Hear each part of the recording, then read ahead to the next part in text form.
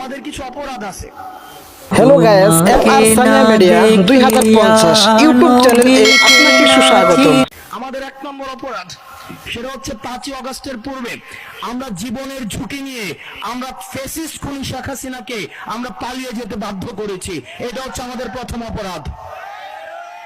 আমাদের 2 নম্বর অপরাধ, 5ই আগস্টের পূর্বে আমাদের সাথে যত ধরনের লিয়াজু করার চেষ্টা করা হয়েছে, সমঝোতা করার চেষ্টা করা হয়েছে, আয়না ঘরে রেখে ডিজিএফআই দিয়ে রাষ্ট্রের সর্বোচ্চ আইন শৃঙ্খলা রক্ষাকারী বাহিনী যখন জোর জবরদস্তি করে আমাদেরকে নেগোশিয়েট করতে বাধ্য করেছিল, তখন আমরা ফ্যাসিস্ট খুনি শেখ হাসিনার সাথে কোনো ধরনের সমঝোতা যাই নাই। সেটা হচ্ছে আমাদের দ্বিতীয় অপরাধ।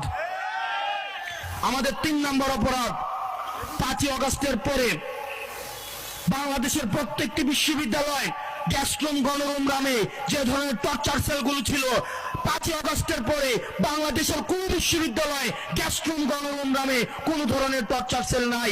এটা যে নাই সেটা করতে দেওয়া, সেটা হচ্ছিল আমাদের 3 নম্বর অপরাধ।